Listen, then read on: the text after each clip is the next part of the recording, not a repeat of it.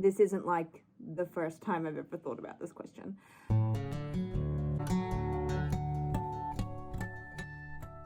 Hello everybody, welcome back to my channel. In today's video, I'm doing day 4 of the Natalie Goldberg writing challenge from Writing Down the Bones.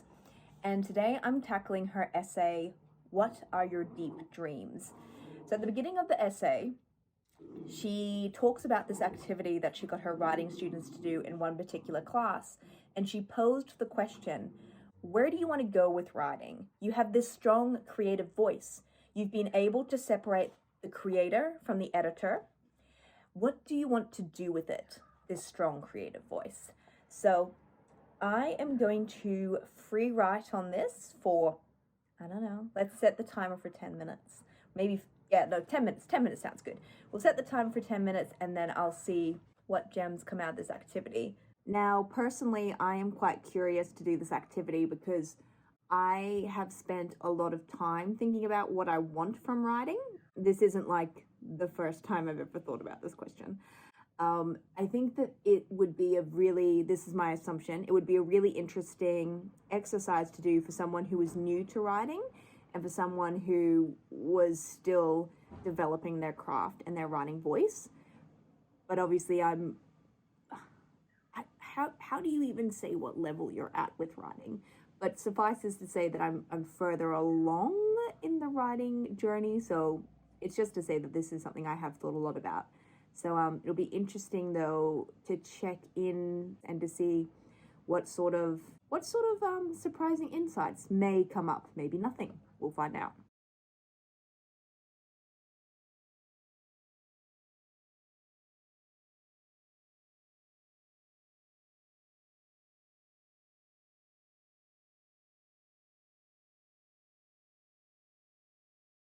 Okay, so I just did that activity and it was interesting because some stuff wasn't necessarily surprising, but it was interesting comparing what my answer was right now compared to what it would have been even like 3 years ago, let alone 5 or 10 years ago.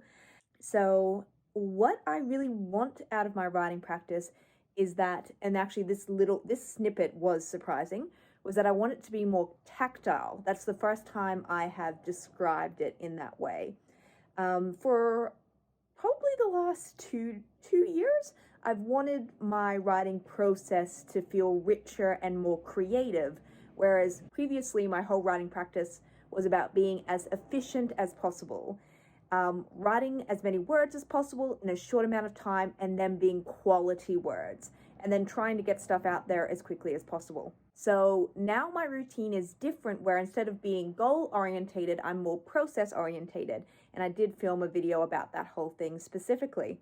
So I already knew that that change had happened, but it was interesting today thinking about how I want writing to be more tactile and how that could make it feel richer. And I got this idea of when I did visual arts in high school, I used to paint a lot. I still draw, but maybe not as often as I used to. Anyway, I was good at art and I used to have a visual diary because you have to, when you're in high school, you have a visual diary that documents your thinking process as you develop a visual work. And I was like, wouldn't it be cool to have a visual diary specifically for a book?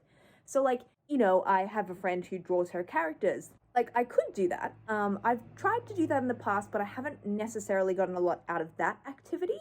For me personally, it felt performative, like I was doing this thing because I thought it would like look cool or aesthetically pleasing, like, hey, I drew my character, but it wouldn't actually like give me anything back in terms of creativity. But I think what would be like including like bits of information or research tidbits, but it being like in a physical form, and then including images of like what that landscape would look like. Like, yeah, I could certainly, it would almost be like a physical Pinterest board or what are they called? Aesthetic boards, mood boards or whatever, but like for the book. So yeah, it'd be images of like maybe what I think the characters would look like, or images of what the landscape might look like. With little bits of research, I could include questions about the book, deeper questions about the book, but also shallow questions like what should be happening in this scene. It'd be a space to brainstorm potential ideas and to maybe even play them out. So, like, handwrite out these potential ideas and these scenes, potential scenes, and then seeing whether or not that would work for me. But it being largely more visual based rather than, say, writing. But that would be something I could do in there. And if I wanted, I could also be keeping like a very light sort of writing journal. Like, today I wrote 500 words, this is the scene, this is how I felt about it, but like short and snappy sort of writing journal. So I thought that might actually be a way to enrich the writing process, but in a way that's actually useful rather than feeling like I'm doing this for some sort of like performative online space. Like, it's actually assisting the writing process. But it's interesting. Years ago, if someone had asked me, where do you want to go with writing? What do you want to do with it? My answer would have been purely around publishing. Like, a lot of my focus would have been on building an audience, getting published, making money off my books. And that stuff's there, but it's like, that probably sounds really ridiculous saying I write for a long time. It's not like I'm that old. But when you've had a writing practice for a decent amount of time, I think 12 years is a decent amount of time to have a writing practice. And the reason behind why you write changes. And I think part of the reason why is because when you initially get into it, you might have all stars in your eyes about getting published. But the thing is, it takes a long time to put a good book. I mean, oh, I hate saying absolutes like that. Like, it takes a long time to write a good book. Babel, is that how you say it? Babel or Babel, the new book that's out. Oh, damn, I put it away so I don't have it. But she wrote that in a year, and everybody is loving that book. So it doesn't have to take a long time, but it usually does. So I guess what I'm trying to say is, as time goes on, you almost have to become more process orientated, because that's the thing you're doing on the daily. You're sitting down and you're engaging with your work and you're engaging with the process of writing. You're not engaging with the process of publication every single day unless you're at the publication stage and your book is about to come out and you're doing promotion. So wow, this is turning into a bit of a rant, but that's why I sort of feel like why my focus has changed away from being goal orientated, which is the publication and marketing and things like that and earning money, and more process orientated now. And I think that's just the result of time. But something I noticed is when I started, even like, I wrote a line about publishing because I just finished a book. It'd be great to get it published. This one traditional because it's more literary. As soon as I started writing about it, the sort of the energy of the journaling session actually went a little bit dead. And then when I got back to writing about how I want a joyful and rich writing process, it completely changed and the energy came back up. And that's what you're sort of chasing with writing, is you want that energy behind it. Even when you're just doing an exercise like this, let alone when you're actually working on your novel or your short stories. Or if you're doing nonfiction and you're writing a memoir, say, or articles. But yeah, that's what I got out of that activity. So even though it wasn't mind-blowing, I did get a really good idea that I wouldn't have gotten had I not done that activity. So hopefully this inspires you to answer the question, where do you want to go with writing? What do you want to do with it?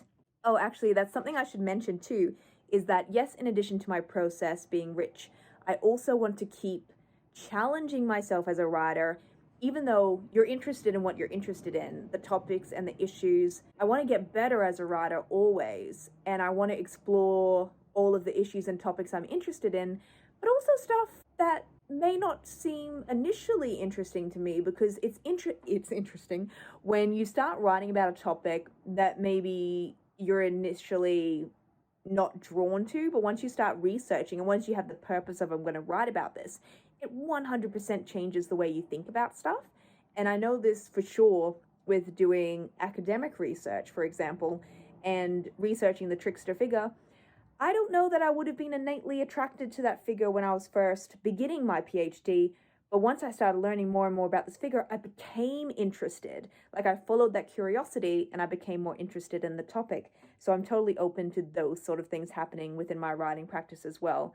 In addition to growing as a writer, continuing to experiment and to write more complex stories that are still entertaining. That's the goal, really. So I'm going to leave you with that thought. If you want even more writing advice, you can, of course, check out the other videos on this channel, or you can go to taraeast.com and dive into the archives. While you're there, please consider joining my email newsletter. When you do, I'll send you a free gift, plus you'll receive an email in your inbox every single Thursday morning, including a note by me, a quote of the week, and some resources I've recently loved and think you will too. Thanks so much for watching these videos. Again, I hope you're getting some good stuff out of these.